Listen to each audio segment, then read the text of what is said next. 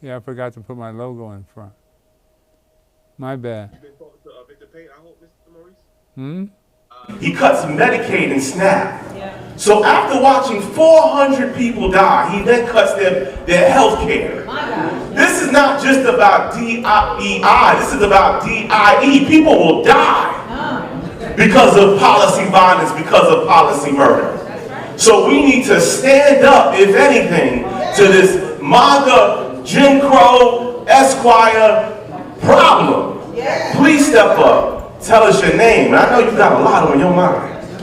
All right, my name is Maurice. I'm from Brooklyn, and I'm gonna pick up right where you left off. What's on my mind right now is the Trump administration and their second term. Under this president, black unemployment is heading back towards where it was during the COVID-19 pandemic. The largest spike being in black women. It's about 6.8 right now. We haven't seen numbers like this at all. Last time somebody gave out the job statistics, he fired them. Of course, the next person that he hired now gave even lower job statistics. So even he has to acknowledge now that it's bad. Okay, recently, the Trump administration attacked a boat of Venezuelans that was coming to this country, right? 11 people, he killed them. The news media is not really talking about it, but it's all over the papers. Okay, why is this a problem? This is a problem because unlike other presidents who have declared war on drugs, right? We know that it's not a real war. This administration is taking it as if they are really at war with the drug dealers. Now, the rules of war are different than regular rules. If they're at war with you, you're an enemy combatant and they can just kill you. So these people don't get to explain, no, you are mistaken, we're not drug dealers. They're dead. He bombed them. Right? We can't just have the president unilaterally deciding to use the military against anybody who comes over here. Because we know he's not a good judge of character at who is and who is not a gang member or a terrorist or whatever it is. If you're Kilmar Abregu, a guy in the union taking people to work, he's going to call you a gang member and say that you're smuggling immigrants. But if you're a bunch of other people who are storming the Capitol, but you have the right complexion for the protection, then he's going to say, okay, you deserve a pardon. You're a hero. All right? So we really have to get out there and vote like democracy depends on it. Because in this instance, democracy actually does depend on it. All right? No justice, no peace.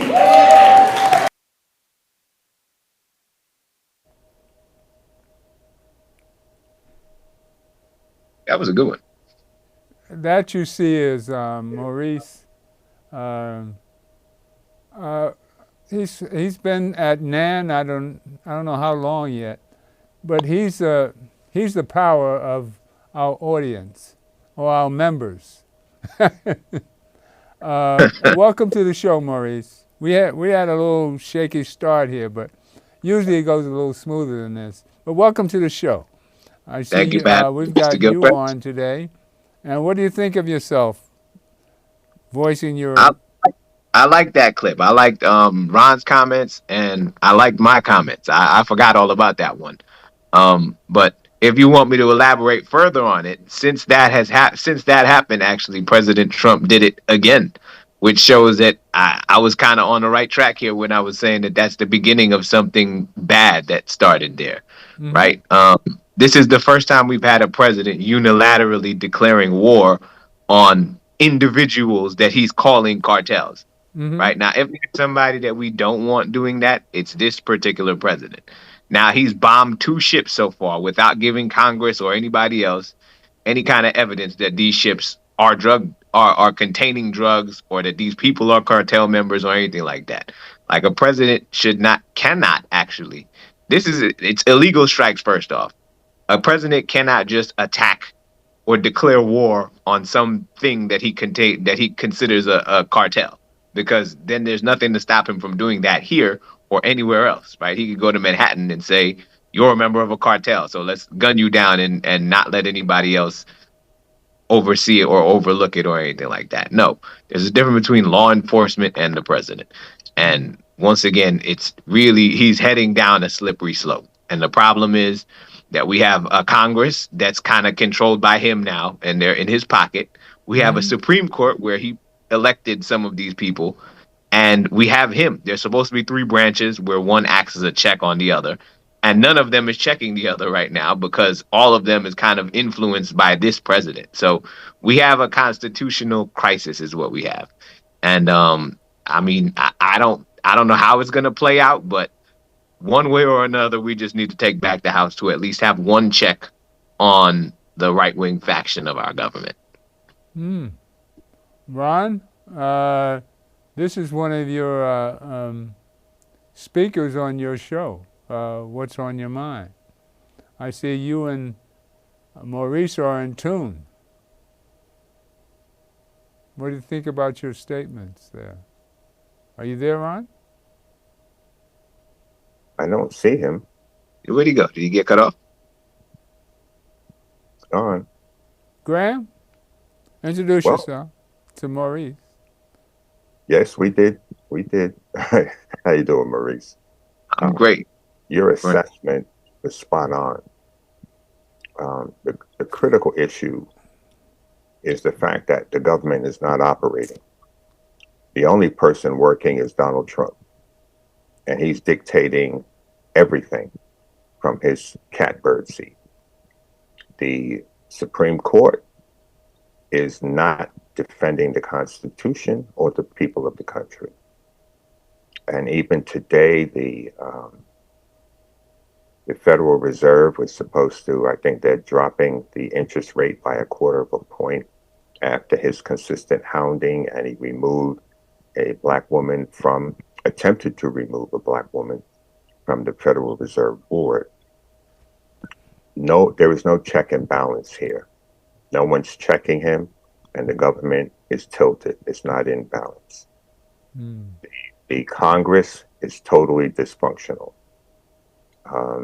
The Senate is in his pocket, and the House is in his pocket.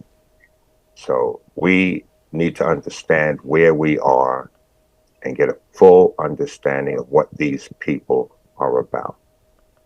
It's not about equality. It's not about diversity. It's not about equity. It's not about anything. You have people, you have a moral fiber in this country that has gone down the tube. There is no moral fiber.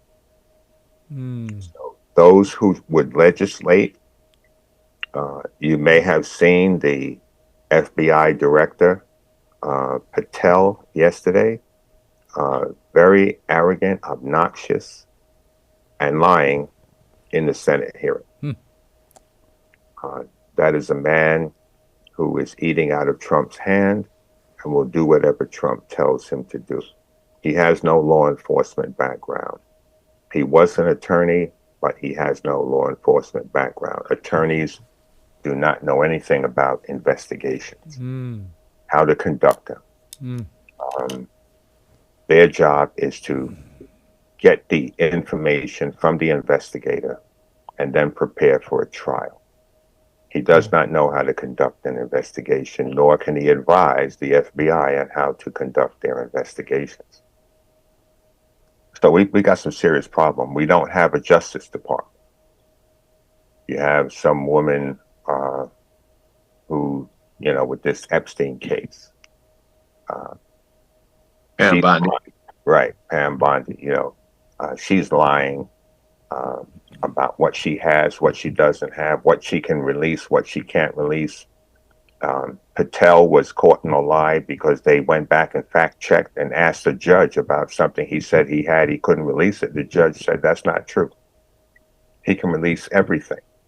So all of these people, we have a government that is full of liars, thieves, or whatever you want to call them. They're in it for themselves. The shooting last week, another example. One thing I would always suggest is that people don't let your mouth take your body someplace it can't get it back from. So we need to be respectful to people, and we can disagree. And this guy, he was not a government official. It was not a political assassination. It was a murder. That's all that was. It was a murder. You're talking about Kurt? Was murdered by another right-wing extremist that believed that had some of the same ideals as him.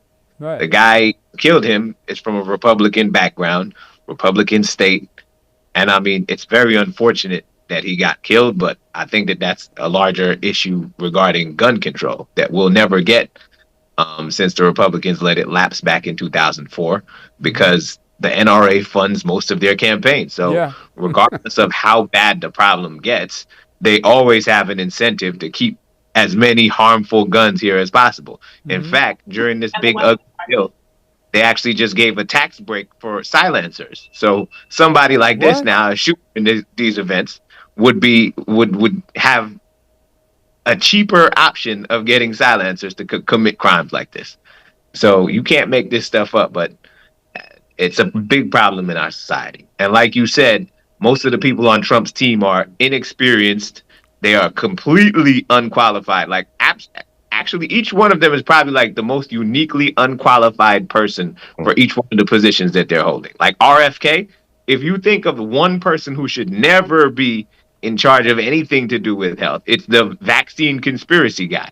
Because when you put him in charge, exactly what they predicted would happen is what's happening now. You have him spreading conspiracy theories about measles, something that hasn't been around for how long. You have people hesitating now to take vaccines that they've been taking for years. And oh, guess what? Measles is back and it's killing people. It's claimed 2 lives already in this day and age when measles hasn't killed anybody for 20 years. We virtually eradicated it. But he's so incompetent and inept and bad at the job that they're putting him to do that he's tanking what it is that they told him to do. And in fact, each one of the people that Trump has elected and Trump himself is tanking what it is that they put them in charge of. Kash Patel, like you said, never ran an investigation, completely unqualified to be the FBI guy, and he proved it last time. He put out fake news that saying that somebody's in custody when they're not, just making false claims, and now he has to go do a congressional hearing where he's making a mockery of himself. I Well, mean, this is what we're going to see from this administration. And it's well, sad that it's combined at a time when they have the House, they have the Senate, and like you said before, the Supreme Court. The Supreme Court is also uniquely doing something that they haven't done before.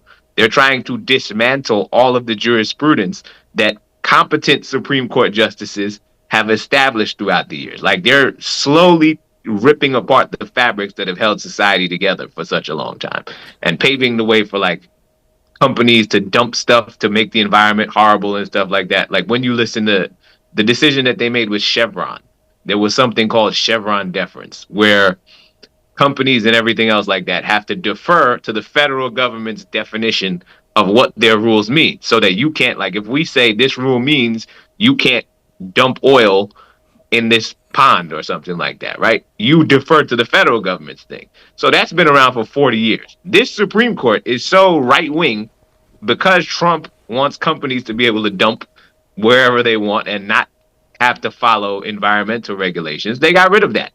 And now it's like a free for all. They're trying to dismantle the Voting Rights Act, right? Again, everything that Dr. King has fought for. They're piece by piece dismantling it, right? And they've just legalized racial profiling. Like right. they're literally interpreting the Constitution in a way that the Constitution cannot support. Like if you say the 14th Amendment was designed to protect against invidious discrimination, right? On its face, that's what the goal of the 14th Amendment is. Then you can't support something that says racial profiling is legal. That would, under a normal Supreme Court, that would have to go through strict scrutiny. So you would have to show that, number one, there's a compelling government interest to do. There is no compelling government interest to racially profile people. And number two, you would have to show that the means that you're using are narrowly tailored to establish to achieve the compelling interest, right? Stopping random Spanish people at Home Depot and just going to places where you think illegals would be, or stopping anybody who looks Spanish, you can find a different way of doing that. So there's, under a normal Supreme Court, there's no way any of these things would fly. That's why I'm just worried about what they're going to continue doing.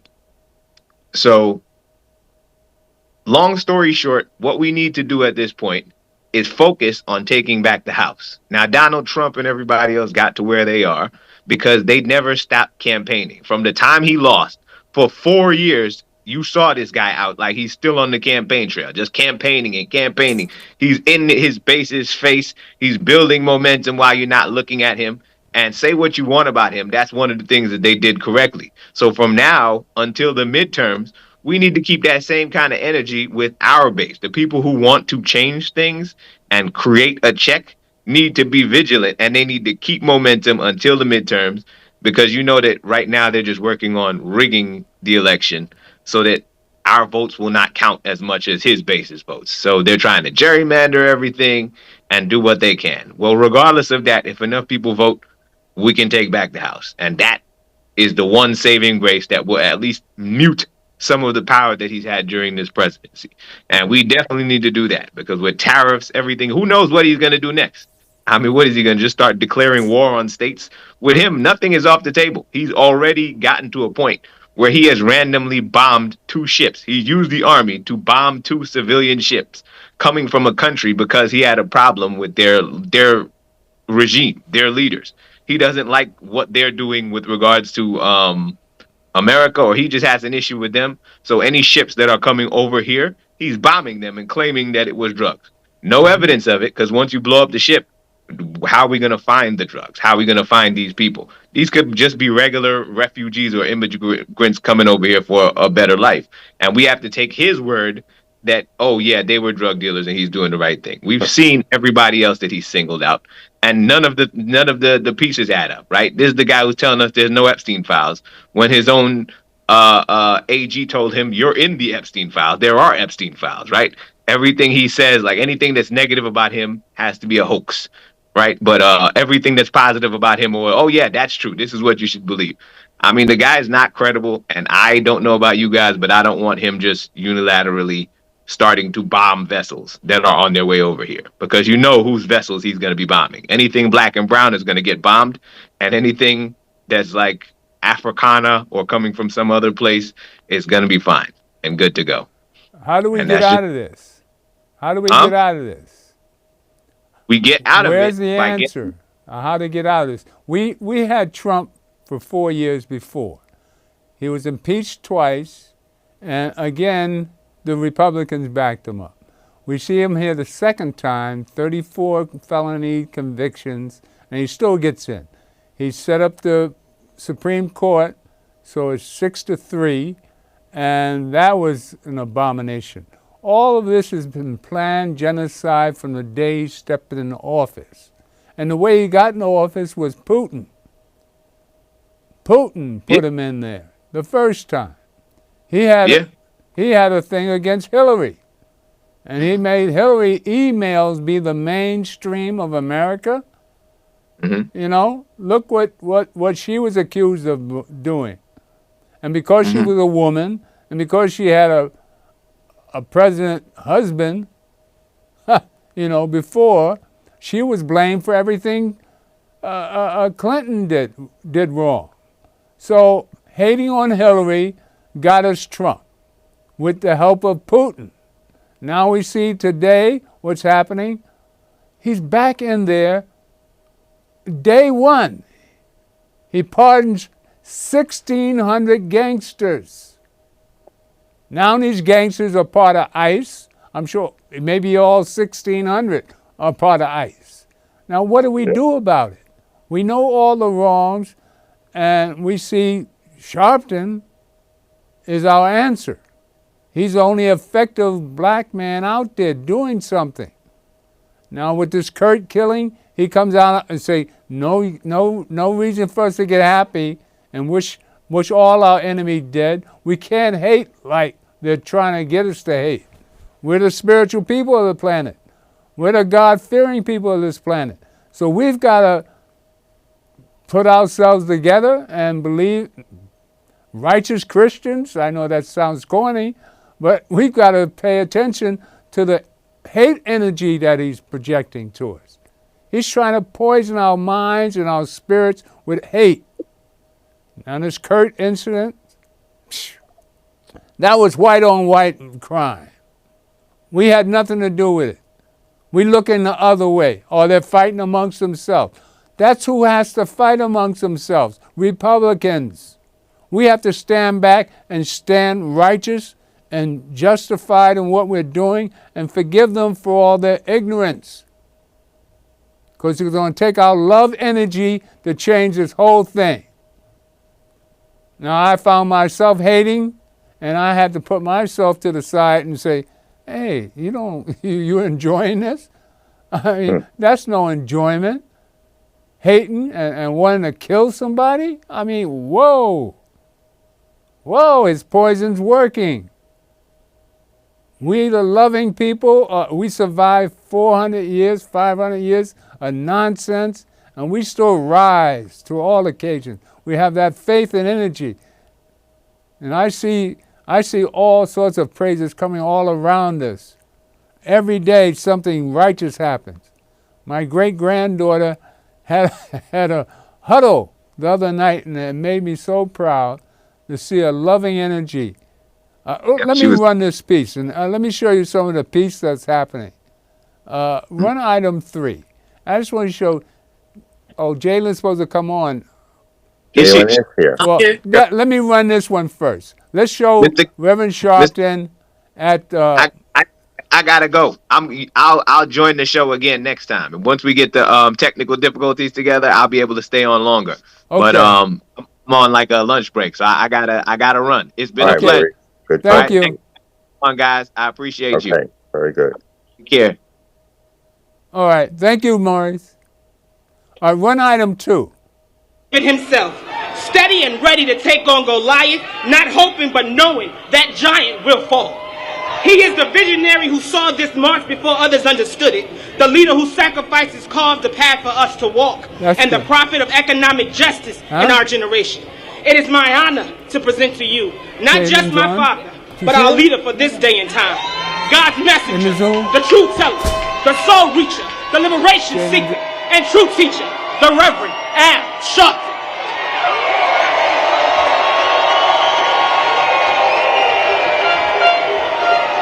No justice. No peace. No justice. No peace. No justice. No peace. No justice. No peace. What do we want? Justice. What do we want? Justice. What do we want? Justice. When do we want it? Now. When do we want it? Now. When do we want it? Now. When do we want it? Now. We won't go back.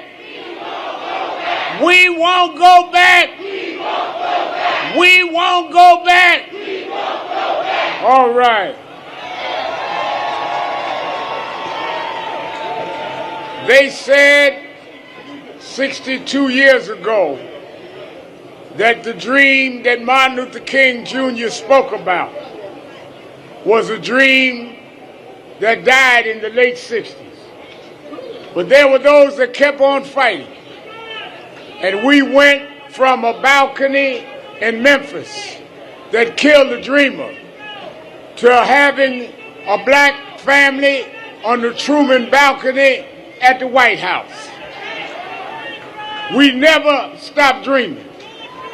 But now that we have an anti-dreamer, one that wants to cut the tax rate for the rich and have cuts in Medicaid and SNAP pay for it.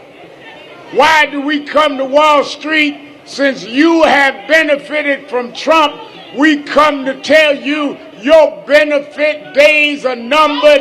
We're not going back.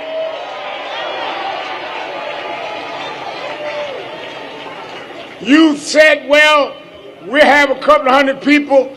We were blocks long, thousands marched. We marched towards your offices because we know your address. And we're going to march and keep coming to you until we turn the economic inequality in this country around. We're not going back. Let me tell you something. The fact of the matter is the first thing traded on Wall Street was black bodies. The largest 2 ports for slave trade in America was Charleston, South Carolina, and Wall Street, New York. They stood us up right in this area. and sold us like a bar of soap, sold us like we were some inhuman particle. But we come back the children of our ancestors. We come back ready to vote, ready to spend our dollars. We're not slaves anymore. We're not going back on the slave market. Donald Trump, get ready for the fight of your life.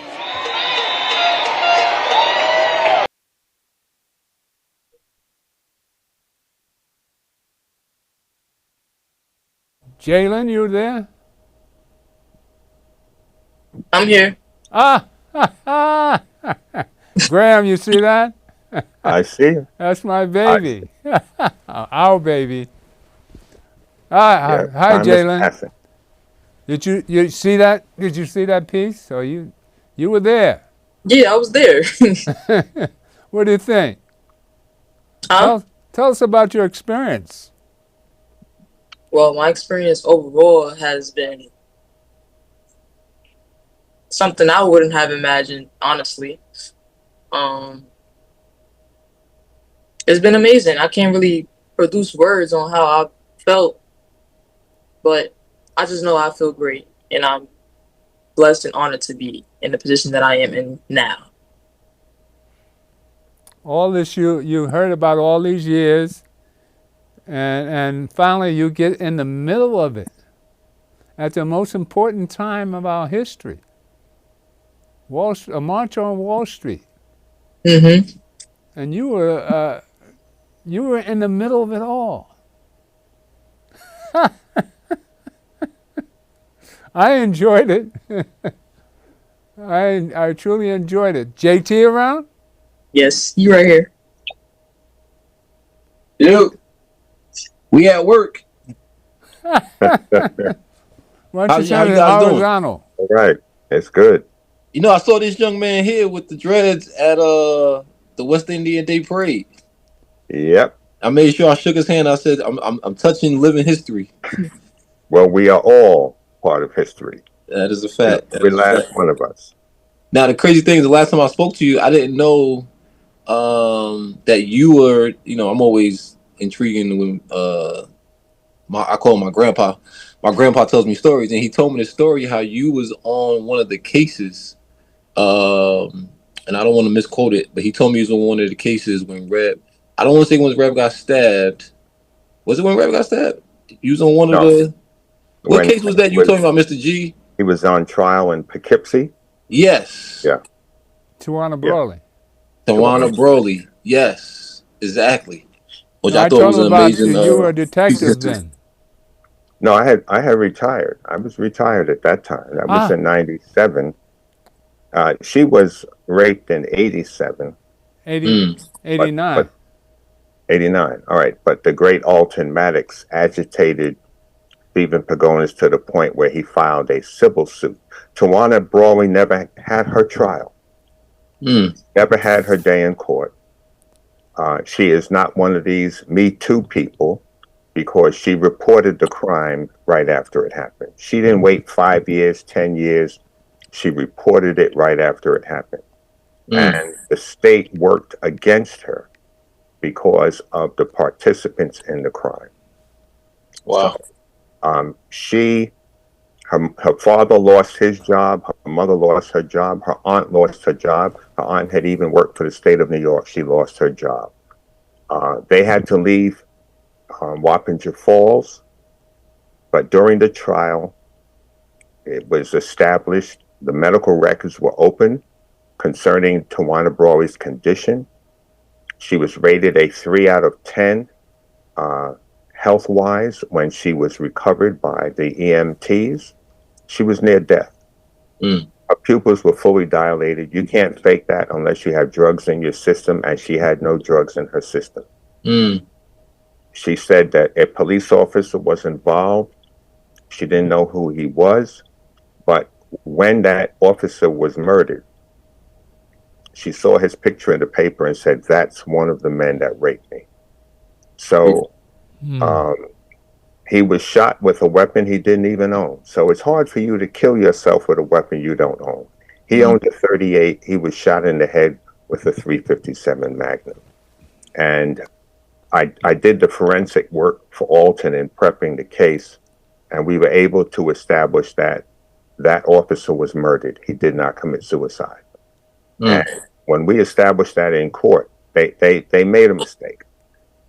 They gave us a Polaroid photograph of the officer laying in the morgue, and the shot was taken from his feet towards his head, and there was a bullet hole in the center of his jaw. Now, if you were to shoot yourself, you would have to fully cock your elbow to bring the gun here, which means the gun would be right up against your jaw when you pulled the trigger. In that, and this is why study is important, there are certain things we would find in that wound beyond the bullet hole. There would have been a muzzle blast, the flame that comes out, there would have been burnt skin. There are small fragments of the bullet that come off the bullet behind the bullet because they are shavings that come off the bullet as a result of the barreling, the rifling of the barrel. There is a groove. There are grooves in the barrel of the weapon to cause the round to twist, and that gives it greater velocity. Those little flakes of the bullet were not in his skin. There was no gunshot burn. There were no powder burns, nothing. It was just a bullet wound. I was able to determine that he was shot at close range, and it was not a suicide. He could not be buried in a Catholic church when he died because the phony records say that it was a suicide. Long story short, we were able to prove, we had the pathologist come in, he said, no, he was shot at close range. This is not a suicide. That's crazy. He was the second police officer killed in Dutchess County whose homicide had never been investigated. To this day, they have not investigated that case to determine who killed that police officer. So there were many things. We even brought in a former state trooper who had committed crimes for the Pagonises in Dutchess County. It'll take a rest of the show for you to explain. We just did a show like this recently. I'll send you a copy of it. Graham goes all through the minute details of the Tawana Brawley. We did, I don't know how many shows on this, and they even called him to Hollywood about this, him and Clemson, years ago. We tell the truth about what happened in that series. And to an amazement, people still don't know all the injustices that we've unveiled. That's a terrific story, Tawana Brawley. I mean, that's heart-wrenching. That's one of the big upsets of our history, especially with Reverend Sharpton. That brought him to the light, because he was fighting for something just. And our closest friends, some of our closest people, thought it was a fraud.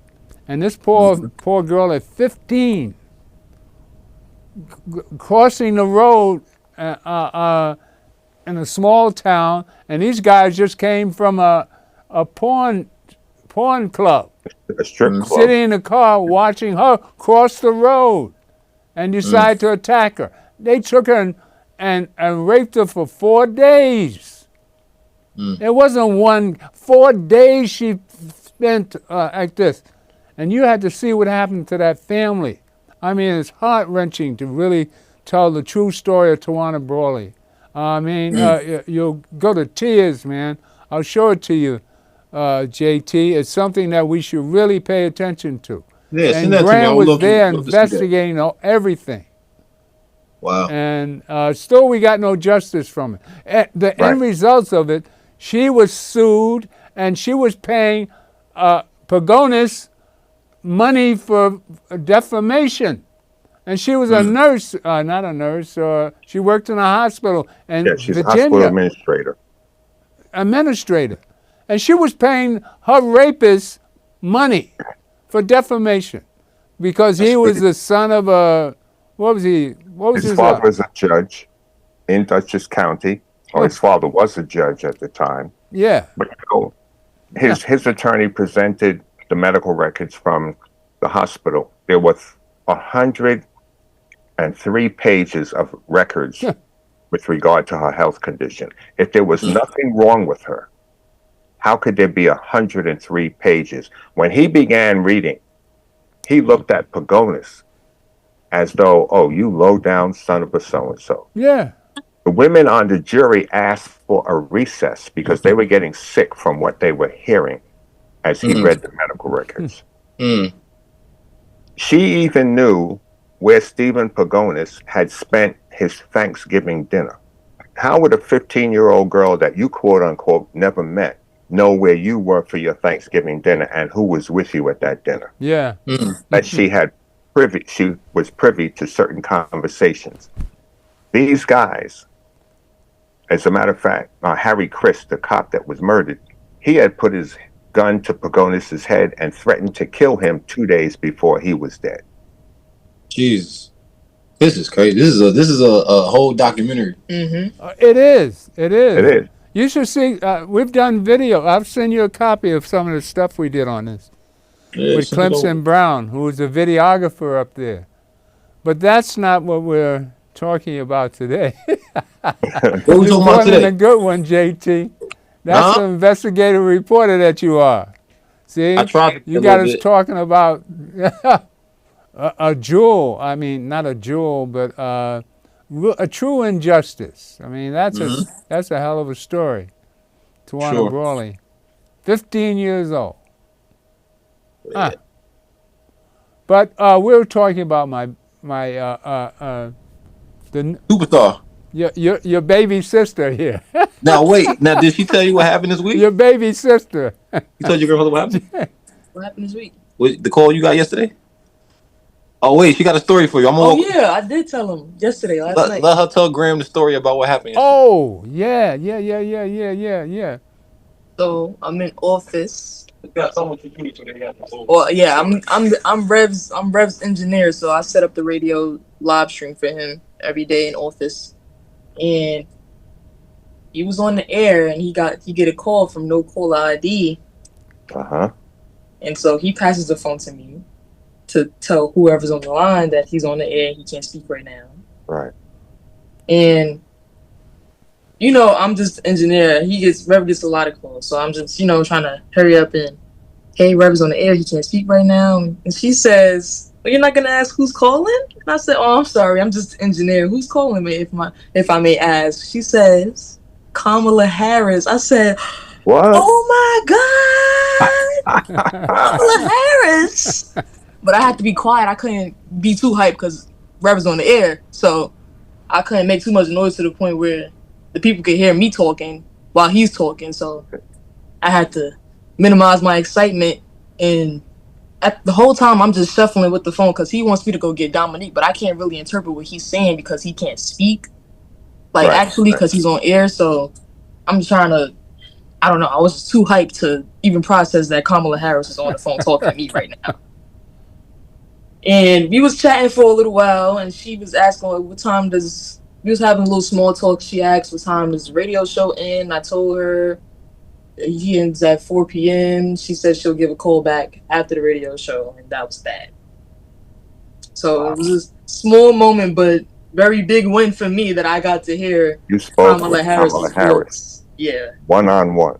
Yes, one-on-one. That was really a special moment for me. Oh, wow. That is really something. Talk about unexpected. I was not expecting that at all. Right. But that's how God gets you. So there you go. Amen. Do what's right. He'll put you in the position. She's not going to be the only great one you're going to be talking with. Not at all. I know. And me being here, I definitely know that. Growing up as a little boy in East New York, I never thought I would have met and spent time with some of the people I've spent time with, and including Barack Obama. Never would have thought there would have been a black president, but there has been.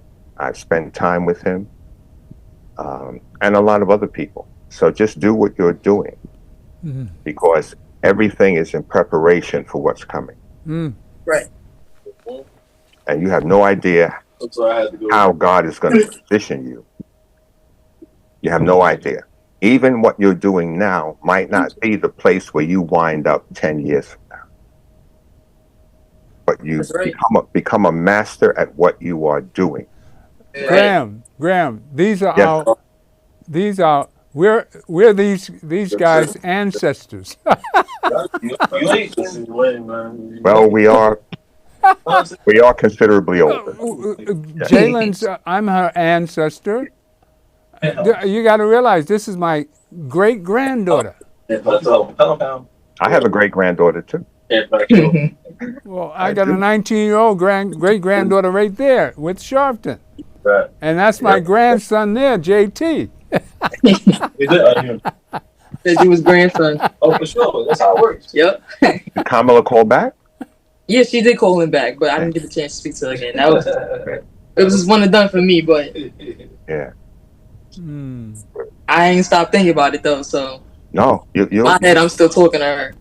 hold on to that. Hold on to that moment. And you're going to be seeing more of her in the future with her book, the things that she's written Right. about. Jalen, I just back. want you to see this roll in, and I want you to see yourself at the huddle the other night, because it made me and your Nana quite proud. All right, just run that Yeah. roll in, number 3. You were beautiful, baby. I'm Thank telling you. you. You watch Girl got this one. smooth skin, boy. Look at her. Thank you. You're a little cheater. Come on, Jay. Well, all of you are saying, especially coming from the eyes and mind of the youth. There has been a change in discipline over the course of years. I grew up old school, so I used to go home, couldn't play the game, couldn't use my phone like that, had to go to sleep at a certain time at night, wake up at a certain time in the morning to get ready for school. Over the years, it has definitely changed drastically, especially with technology being the thing nowadays is popping, and there's a lot of distractions going on, and it limits the youth from being able to focus, especially in terms of education and career base. Parents can definitely do something to discipline their kids better, because sometimes it's nowadays it's less to little to no discipline. So that's not what I like to see, especially, I'm only 19 years old, so these kids be wilding these days. I'm not even gonna lie, they be wilding. And it's definitely a change of attitude that needs to be applied with the youth too. These kids, they gotta be serious about what they want, especially, what we be dealing with now in terms of politics. You're not in the best situation in terms of politics right now, so these kids definitely have to be more serious when it comes to what they want, especially the black kids, because we the ones, and it starts with us. It ends with us, and it started with us. So as the youth, we gonna carry the generation, and we have to be more serious about what we want, especially what's going on in the world. And more discipline for the parents, because y'all kids be wild. Her grandfather is asking a question. Yes, Mr. Winston. Tell us what you've learned since you've been working in the record shop. What have you learned? Well, it's not the topic right now. I want to say that my journey with men since I've gotten back from school, from my first semester, my first year of college at Delaware State. Delaware State University. I'm a Hornet. And my experience with men, I love it here. That's all I gotta say. I love all of y'all, and I'm just honored to be here. And there's many, many more years and experience to come with me and with my career, because I'm a camera technician, so I've been working with JT behind the scenes. And JT, Supreme Creative Agency. JT is the man. I love him to death, and he's been great. Ashley has been great. Dominique has been great. All of the whole Nan family has just been great to me, and I love y'all. Thank you. That's what it's about. Jalen started, she used to shoot when she was young, and she left, she came back.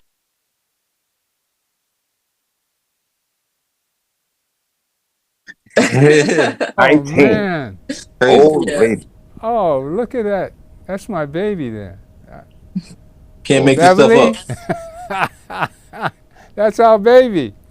Can't make this up, man. You can't make that she was gonna. First of all, You can't make these when did things you up, come? You came in man. when? You came in That summer. that that Yeah. that's so heartwarming to see I don't know when I came. my young adult join our church. See, this is church for me. The Christ-like figure, Martin Luther King, and we're out there marching in the street on Wall Street for this giant of a human, Martin Luther King. We're all disciples of Martin, and we have to that love energy that we need to show. You, Jalen, you bring it all back, man. You show there's hope, and our kids, like, It's a Yeah. I just get emotional about it because it's my kids. Nah. As you should. I think we unfortunately we spend a lot of time crying based off of detriment, sorrow, and hurt. But when you can cry over the Yeah. enjoyment of seeing someone prosper in the field that you help designate, is that's something special. So I'm glad that we are able to really understand what we're doing. The biggest thing with this is, like I tell Jay all the time, is understanding it. Like, we can do it. She can do camera work, photography, whatever she wants. But understanding the narrative and the legacy that she holds, even with being in the office with me and Rev, and like all that means something. It all has purpose. Right. So I can't wait to see JT, you did what a good job, man. I'm trying, man. I'm trying to keep up. I introduced her to you. I said, "This is my granddaughter's daughter." Yeah. You gotta He meet told me her about you way mama. before you even got there. He told me You you was gotta meet her mother Yeah. and her uncle. Yeah. These are my Nah, other. she told me, we talk about her family all the time. All right. So Yeah. this is God, man. That's the only thing I can say. Yeah. Yeah, for sure. We have an opportunity to pass on our energies, all our hard work, Yep. and put it into people we love. Yep. And people that love the that's work. everybody. That's the difference. You see my baby sit there. I love everybody. Because it's church. God's in this, man. Yeah. This is what we as black people got to understand. Who we are. Yeah. We're the people that we've been waiting for. Yeah. Look, we got a leader like Reverend Sharpton. Look at him. He's kicking butt. Man, we went down to Wall Street and raised Cain. You sure did. Raised Cain, man. And we're going, and you see with this Kurt thing? Yeah. You see what this white on white crime? Yep. And what Rev say? Don't take any joy in that. Mm-hmm. The man has kids. He has a life. He has an opinion. And let him kill himself. That's what happened. War. That's who needs to pay attention to the love energy that's real. And they'll come around. We have to preach the love energy that Martin Luther King started. I want to show a piece of the war between Malcolm and Martin, but I think that's a little too heavy for now. But we'll be back next week. Get us back on next week. Yeah, we'll be back next week. You know, but I just like to say I'm proud of what you're doing. I mean, this all comes from you guys. You know, this joy. Man, it's powerful. And thank you, You know Jalen. what you're doing, Jalen? You're chronicling history. And Trump is trying to erase history. Right, yes. Once it's in the can, so to say, it can't be erased. You know, whatever's captured by the camera is there for the next 20 generations. It can't be erased. So what you're doing is important. I don't know how to do what you do, but we each have a piece in the puzzle to fulfill this masterpiece of life. So do what you do, be proud of what you do, and then as you move along, you will be teaching somebody else because we're constantly passing the baton. We have to train people to pass the baton so that the race goes on. The God in me is the God in you. There you Oh, go. I wonder where you got that from. From God Himself. All right. All right. Yes. ah, Outstanding. ah, Thank you. man, For God has not given us a spirit of fear, but of power, of love, and of a that's sound it. mind. And That's if right. you think, you behave. That's Amen. it. That's it. Ah, this has been a tough one for me. And my son called me today, Lorenzo. I'm sitting here, and the spirit told him to call me. Mm. Huh, Lorenzo, You are. 61 years old, my second son. I'm sitting here in this chair, and he calls me at 3:30. Says the spirit Mm. told me to call you. Huh. So God is real, Jalen. Spirit don't You lie. see what's happened? Nope. You see what's happening to us? Yeah. Yeah, you're calling, Mm-hmm. and we saw it before. And I start to run your. Let me run this. Run number. Oh, we got a few minutes. I want to have 5 minutes of your first shoot. Okay. Run item 5. Oh, they'll get a kick out of this. Watch JT. JT hasn't seen this. He stepped out for a minute. Well, run item 5. Well, there you go. He want me. He want to show you my first shoot at 10 years old. Now, Your first shoot? Yeah. You took these pictures? Yeah. That's crazy.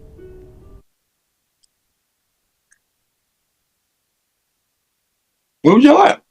The next. What does it look like? It's like a man.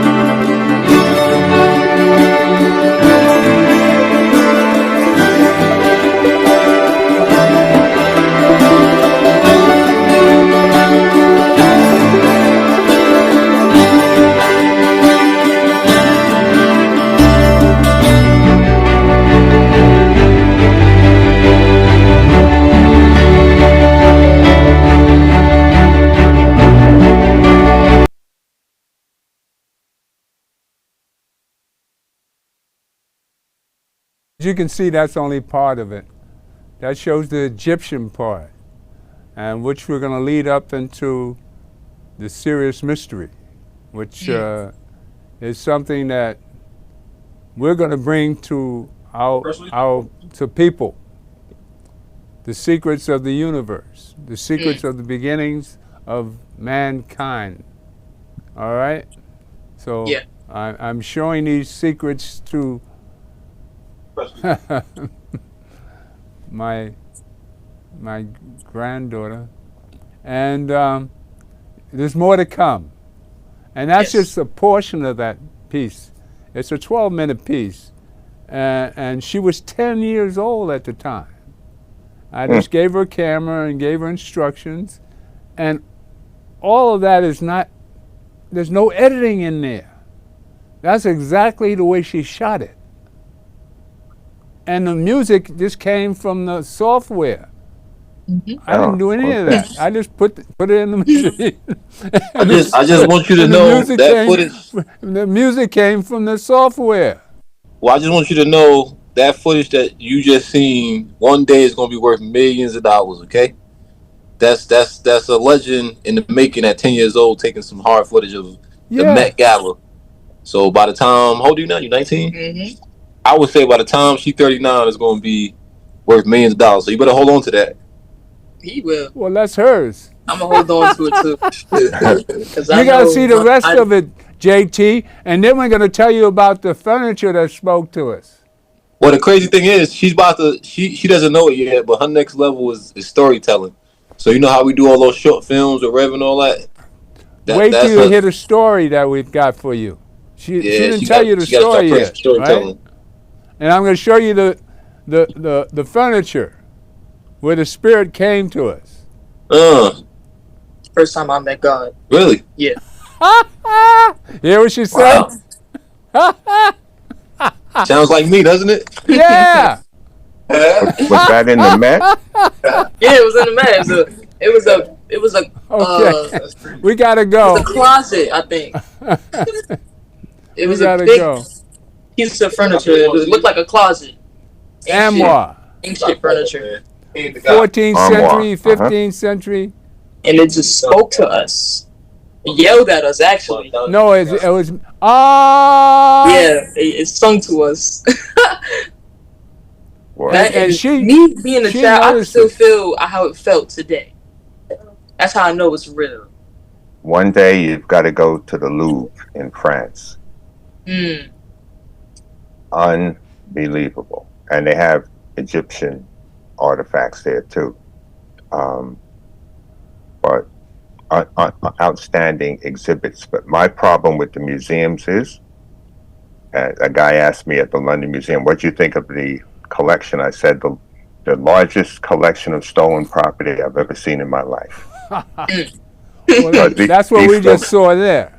They went all over the world taking things from other countries to bring back and put in their museum. Not everything is stolen, but the majority of it is stolen. And we got a minute to go, 30 seconds. Now with this, to continue, next week, we'll bring you something else more important.